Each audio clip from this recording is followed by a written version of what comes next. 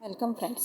Today we will see our general science topic, chapter number 12, the muscular system and the digestive system in human beings. In this video lecture, we will see regarding the muscular system in the human beings. Now before starting the muscular system, as we already seen, what is mean by organ system. Cell स्ट्रक्चरमध्ये आपण शिकलेलो होतो की organ system काय असते. जसं आपण इथे एक चेन बघितलेली होती की सगळ्यात स्मॉलेस्ट युनिट जे आहे that is cell. When cells combine they will forms a tissue combine होतात it will forms a organ combine झाले की त्यापासून ऑर्गन सिस्टीम बनत जातात आणि वेगवेगळ्या ऑर्गन सिस्टीम म्हणून आपली होल बॉडी इथे तयार झालेली असते. त्याला आपण म्हणतो ऑर्गन सिस्टीम.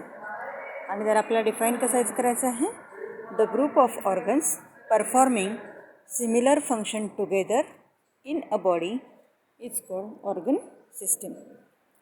आपण जर का आपल्या बॉडीमध्ये बघत आहोत तर त्या कंडिशनमध्ये आपल्याला respiratory system, circulatory system, digestive system, neurological systems अशा वेगवेगळ्या प्रकारच्या ऑर्गन सिस्टीम्स या बघायला मिळतात. Now how are the bones in our body joint to each other. आपले बोन्स एकमेकांना कशाद्वारे जोडलेले असतात. तर जनरली जे लिगामेंट्स असतात, because of this ligaments our bones are joint with each other. हे आपण अगोदर शिकलेलो आहे. आता आपण मस्क्युलर सिस्टीम म्हणजे काय हे आपल्याला बघायचं आहे. आता मस्क्युलर सिस्टीम जेव्हा आपण म्हणतो आहे that means it is related with the muscles.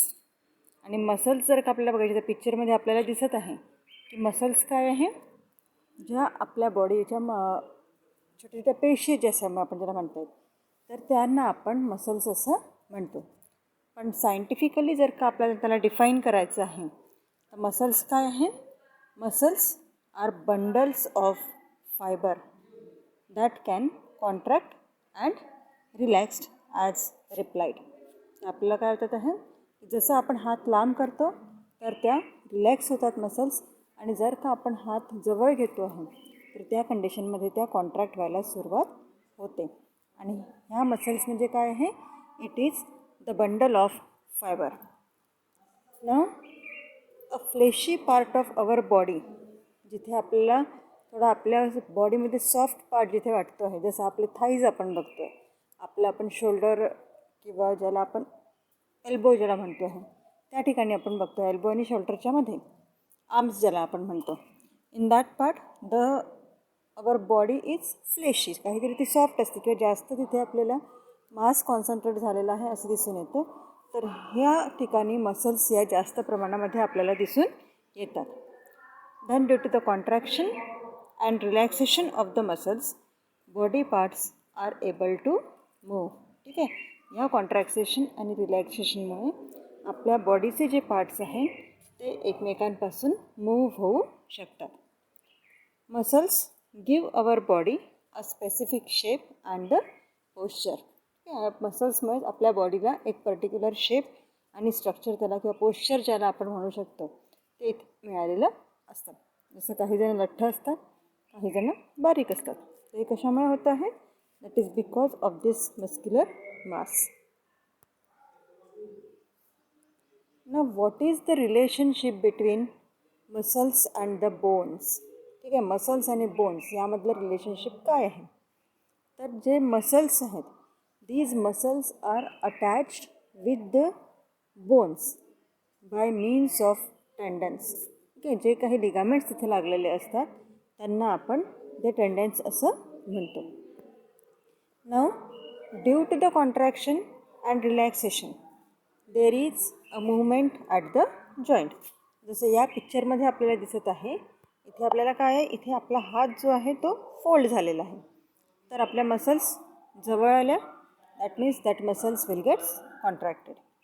आणि तेच सेकंड पिक्चरमध्ये जर का आपण बघत आहोत तर त्या कंडिशनमध्ये आपल्या हात जो आहे तो लांब गेलेला आहे आणि इथे आपल्याला आपल्या मसल्स ज्या आहेत त्या रिलॅक्स झालेल्या दिसून येतात. मग जेव्हा आपण जर का याचा जॉईंट इथे चेक करतो आहे, या कंडिशनमध्ये काय होतं आहे, हा जॉईंट इथे बेंड झालेला आहे. तर या कंडिशनमध्ये इथे तो फर्स्ट डायग्राममध्ये इथे तो काय झालेला आहे, ते तो स्ट्रेट आहे. म्हणून त्या जॉईंट्सच्या मुवमेंटमुळे आपण आपला जो हात आहे तो इथे मूव्ह करू शकतो किंवा मसल्सचं कॉन्ट्रॅक्शनसुद्धा त्यावर तिथे डिपेंड असतात. Now, all kinds of movements are because of the action of muscles. जे आपण वॉकिंग करतो आहे, आपण टॉकिंग करतो आहे, जम्पिंग, थ्रोईंग, वेगवेगळे जे आपण वर्कआउट करतो आहे किंवा काम करतो आहे, मुवमेंट ऑफ द आयलिड्स आहे, आपण हसतो आहे, all these are due to the muscles. हे सर्व कामं आपण या मसल्समुळेच करू शकतो. Then muscles are present in all the parts of the body. As the body growth takes place, muscles also grow. ठीक आहे, जशी आपली ग्रोथ होत जाते त्याच पद्धतीने या मसल्सची सुद्धा ग्रोथ एका पर्टिक्युलर एजपर्यंत होत राहते. जशी ग्रोथ आपली होईल, हाईट जर का जास्त असेल तर मसल्सची हाईटसुद्धा जास्त असते.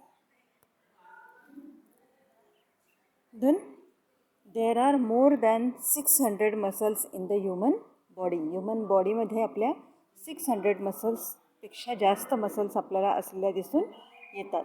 आणि त्या आपल्या बॉडीचं जे नॉर्मल वेट आहे त्याच्या 40% वेट हे आपल्या मसल्समुळेच असलेलं आपल्याला दिसून येतं. आपल्या ह्याच्यामध्ये जर का आपण फेशियल एक्सप्रेशन्स जेव्हा बघतो की आपल्या चेहऱ्यावरून आपल्याला कधी सॅडनेस दिसून येतं, आपण दुःखी असलेले दिसून येतो, आपण आनंदी असेल तर आपण आनंदी असलेले दिसून येतं. तसं हे सर्व जे एक्सप्रेशन्स आपण देतो आहे that is also because of the muscles. आणि आपल्या फेसवरच्या जर का आपण मसल्स बघत आहोत तर मिनिमम 30 टाईप्सच्या मसल्स या आपल्या फेसवर असलेल्या आपल्याला दिसून येतात. Our eyes, mouth and nose are encircled by small muscles.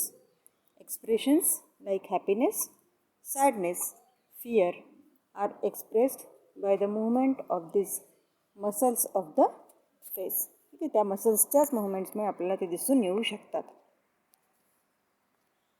Then there are different types of muscles.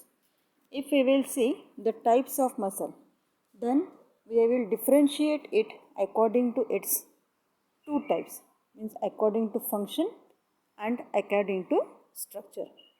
Now when we will see the functions of the muscles, in that case we will differentiate it into two types, that is voluntary muscles and second one is involuntary muscles. And according to structure, these muscles are classified at skeletal muscles, cardiac muscles and smooth muscles. Now we will see according to function.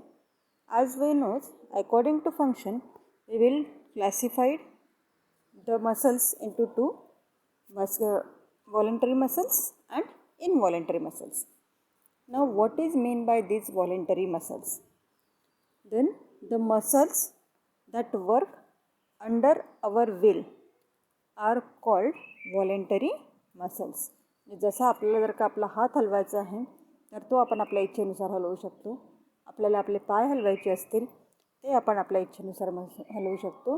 तर ह्या पार्ट्समधल्या ज्या काही muscles असतात त्या muscles आपल्या इच्छेनुसार काम करत असतात. They will work according to our will. अशा टाईप्स ज्या मसल्स असतात that are called as voluntary muscles. And that muscles are helpful in the movement of hand, legs, eyelids, our fingers, our mouth. All these are having a voluntary muscles. जसं आपल्या इथे हाताच्या ज्या muscles आहेत त्या दाखवलेल्या आहेत. Then next is the involuntary muscles. Voluntary musclesच्या just opposite, that are the involuntary muscles. Means the muscles that do not work under our will are called involuntary muscles. Some vital processes like getting blood circulation, digestion are essential for life. म्हणजे ज्या मसल्सवर आपलं विलनुसार आपल्या इच्छेनुसार आपण work करू शकत नाही त्यांना आपण इनव्हॉलेंटरी मसल्स असं म्हणतो. म्हणजे जसं आपण हार्ट ब्रीदिंग म्हटलेलं आहे, तर आपण जर का विचार केला की आपण ब्रीथ करणार नाही तर आपण जास्त वेळ राहू शकतो का? नाही, आपण तिथे जास्त वेळ राहू शकत नाही. तर हे काय झालं? That is the involuntary work. आणि हे जे मसल्स करतात आहे that are called as the involuntary muscles. They are not our control or will. Example, muscles of stomach, intestine etcetera. यामध्ये तुम्हाला 2 मार्काचा डिफरन्ससुद्धा विचारू शकतात. Differentiate between voluntary muscles and involuntary muscles. Then according to structure, we will differentiate muscles into 3 types.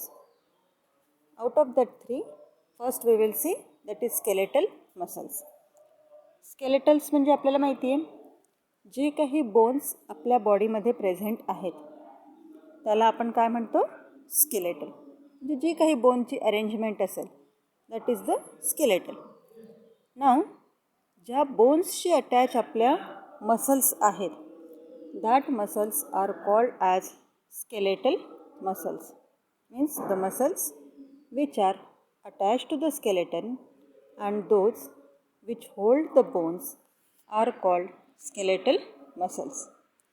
They also gives shape to our body. ठीक आहे, आपल्याला बॉडीला यामुळे शेपसुद्धा हा मिळत असतो. They are voluntary in function. The two ends of the skeletal muscles are attached to the 2 different bones. 2 वेगवेगळ्या बोन्सला आपल्याला त्या मसल्स इथे अटॅच झालेल्या दिसून येतात. जसं आपण इथल्या डायग्राममध्ये बघत आहोत, तर इथे आपल्याला ह्या शोल्डरच्या ज्या मसल्स आहेत त्या इथे आपल्याला शो केलेल्या आहेत. आणि ह्या आपल्याला इथे 2 बोन्सला, म्हणजे आपलं मानेजवळचं बोन आणि आपल्या इथलं हाताचं बोन, या 2 बोन्सला त्या अटॅच असलेल्या दिसून येतात. अशा पद्धतीने आपल्या इथे ज्या मसल्स प्रेझेंट आहे which are related or which are attached with the bone, त्या टाईपच्या मसल्सला आपण म्हणतो आहे skeletal muscles. Then heart or cardiac muscle. Means हार्टच्या ज्या सर्क्युलेटरी सिस्टीमशी रिलेटेड आपल्या मसल्स आहेत that are included in this heart or cardiac muscles. These muscles form the heart wall and they bring about continuous contraction and relaxation of the heart. जसं आपण आपल्या हार्टवर जर का हात ठेवून बघत आहोत तर ब्रिदिंगचे स्ट्रोक्स आपल्याला जाणवतात. आपल्या हार्ट आपल्याला छाती वर येते, छाती आतमध्ये जाते. हे जे काही आपल्याला तिथे फिलिंग्स जाणवत आहेत आपल्याला त्याला आपण म्हणतो आहे that is the contraction and relaxation of the heart. ज्याला आपण बीटिंग ऑफ द हार्ट किंवा ब्रिदिंग ऑफ द हार्टसुद्धा म्हणू शकतो. And these are involuntary. ठीक आहे, आणि इनव्हॉलेंटरी आहे म्हणजेच काय? त्यावर आपला विल किंवा आपला कंट्रोल चालत नाही. अँड 1 मिनिट, एका मिनिटामध्ये आपला हार्ट किती वेळा ब्रीद होत आहे? It will breathe within 70 to 72 Times. Okay, 70 to 72 Times आपलं हार्ट जे आहे त्याचं कॉन्ट्रॅक्शन आणि रिलॅक्सेशन हे होत असतं. जरी आपण झोपलेलो असेल, आपली बॉडी जर का स्टडी स्टेटमध्ये आहे तर त्या कंडिशनमध्ये सुद्धा या ज्या इनव्हॉलेंटरी मसल्स असतात that muscles are doing their work continuously. Okay, that is the difference between this voluntary muscle and involuntary muscles. Then last is the smooth muscle. Third type of involuntary muscle is smooth muscles. These are involuntary muscles which are present in the internal vital organ other than heart. ठीक आहे, heart सोडून हार्टच्या मसल्सला आपण cardiac muscle म्हटलेलं आहे, पण त्या व्यतिरिक्त जे काही आपले इंटरनल ऑर्गन्स असतात, जसं आपण इंटेस्टाईन बघतो आहे, युट्रस बघत आहोत, आपलं स्टमक आपण जर का बघतो आहे, तर हे जे काही इंटरनल ऑर्गन्स आहेत यांच्याशी रिलेटेड ज्या मसल्स आहेत त्यांना आपण स्मूथ मसल्स असं म्हणतात. आणि आपल्या बॉडीचे व्हायटल फंक्शनसुद्धा कॅरी आऊट करण्यासाठी ह्या मसल्सचा खूप जास्त मोठा रोल असलेला आपल्याला दिसून येतो. जसं आपण बघत आहोत मुवमेंट ऑफ एलिमेंटरी कॅनल. ठीक आहे, एसोफेगस आपला जो इथे मूव्ह होतो आहे that is because of this smooth muscles. Okay, in that way we have to classify these muscles. Now what are the functions of muscles? या मसल्सचं नेमकं फंक्शन काय? For the body movements, the muscles always work in group. When some muscles undergoes contraction, other muscles of the same group show relaxation. ठीक आहे. जर का आपल्या बॉडीच्या मुवमेंटसाठी आपल्याला मसल्सचा खूप मोठ्या प्रमाणामध्ये उपयोग होतो. जर का आपल्या एखाद्या पार्ट्सच्या मसल्स या कॉन्ट्रॅक्ट होत असतील तर दुसऱ्या कोणत्या तरी पोर्शनच्या सेम फंक्शन कॅरी आउट करणाऱ्या मसल्स ज्या असतात त्या इथे रिलॅक्स होत असतात. Then British alternating action of muscles work in coordination to perform various functions of the body. बॉडीचे वेगवेगळे फंक्शन्स कॅरीड आउट करण्यासाठी सुद्धा आपल्याला या मसल्सचा उपयोग होतो. देन ह्या मसल्सलासुद्धा आपण 2 पार्ट्समध्ये डिव्हाइड केलेलं आहे, बायसेप्स अँड ट्रायसेप्स. आता बायसेप्स म्हणजे काय होतं? The muscles in the front of the bone of upper arm. म्हणजे ज्या समोरच्या साईडने आपल्या मसल्स असतात त्यांना आपण म्हणतो बायसेप्स मसल्स. अँड ज्या आपल्या बॉडीच्या मागच्या साईड, बोनच्या मागच्या साईडला प्रेझेंट असतात त्यांना आपण म्हणतो आहे इथे ट्रायसेप्स मसल्स. ठीक आहे. समोरच्या साईडच्या बायसेप्स मसल, मागच्या साईडच्या triceps muscles. Then always remember, आपल्याला एक गोष्ट नेहमी लक्षात ठेवायची आहे की muscles of our body must be strong and efficient. नेहमी त्या स्ट्रॉंग असायला हव्यात आणि कोणतेही कार्य करण्यासाठी त्या इफिशियंटसुद्धा असायला हव्या. मग त्यासाठी आपल्याला काय करायचं आहे की जे काही फूड आपण घेतो आहे, जे डाएट आपण कन्झ्युम करतो आहे, that contains proteins and carbohydrates in sufficient quantity. ठीक आहे. हे प्रोटीन्स आणि कार्बोहायड्रेट्स जे असतात ते आपल्याला आपल्या ग्रोथसाठी सुद्धा खूप जास्त इम्पॉर्टंट असतात. म्हणून जे आपण जेवण करतो आहे किंवा जे आपण फूड घेतो आहे, डाएट घेतो आहे, त्यामध्ये प्रोटीन्स आणि कार्बोहायड्रेटचं प्रमाण व्यवस्थित असेल किंवा जास्त असेल तर ते आपल्यासाठी नेहमी चांगलं असतं. आणि त्याचबरोबर आपल्या मसल्स स्ट्रॉंग करण्यासाठी आपल्याला रेग्युलर एक्सरसाइज असतात ते सुद्धा आवश्यक असतात. तसंच जेव्हा आपण बसत आहोत त्यावेळी आपल्या पाठीचा कणा, जे आपलं बॅक बोन आहे, दॅट इज ऑलवेज स्ट्रेट. ठीक आहे. ते कधीच हॅच किंवा बेंट असायला नको. त्यामुळे काय होतं आहे की जर का आपण नेहमी वाकून बसत असेल तर त्या कंडिशनमध्ये तिथल्या मसल्स तशाच होऊन नेहमी करता आपल्याला ते आपलं जे स्ट्रक्चर आहे बोनचं ते तसंच होण्यासाठी तिथे कारणीभूत असतात. Muscles in the shoulder and back begin to hurt. Disorder of the vertical column may also arise. Vertical कॉलममधला सुद्धा जसं आपण स्पॉन्डिलायटिस म्हणतो किंवा स्लिप डिस्क आपण जे ऐकत असतो ते सुद्धा या सर्व याच्यामुळे होऊ शकतं. During exercise movement of the heart muscles become more rapid. करतो आपण एक्सरसाइज जेव्हा करतो आहे त्यावेळी आपल्याला दम लागतो किंवा आपण ब्रिदिंग खूप जोरात करतो, त्यावेळी आपल्या या हार्टच्या मसल्स असतात त्यांना हार्ट वर्कसुद्धा करावं लागतं. Breathing too becomes faster, insuring a sufficient supply of oxygen and nutrients to various parts of the body. की आपल्या ज्या various parts of the body त्यांनासुद्धा ऑक्सिजन सप्लाय व्यवस्थित व्हायला हवं. म्हणून ही जी ऑक्सिजनची रिक्वायरमेंट फुलफिल करण्यासाठी त्या हार्टला जास्त वेळा ब्रिदिंग इथे करावं लागतं. आणि जर का आपण स्टेथोस्कोपनी आपले ब्रिदिंग यावेळी चेक करत आहोत, that time they are always more than 70. Then the study of muscles it's called myology. याच्या स्टडीला काय म्हटलेलं आहे आपण? मायोलॉजी असं म्हटलेलं आहे. Then contraction is the basic property of muscles.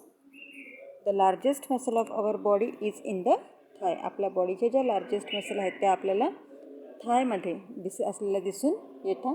तर शॉर्टेस्ट मसल जे आहेत, सगळ्यात छोट्या असलेल्या स्मॉलेस्ट मसल्स जे आहेत ते आपल्या कानाचं जे छोटं बोन असतं ज्याला आपण स्टेप्स असं म्हणतो, तिथे सगळ्यात स्मॉलेस्ट मसल्स असलेल्या आपल्याला दिसून येतात.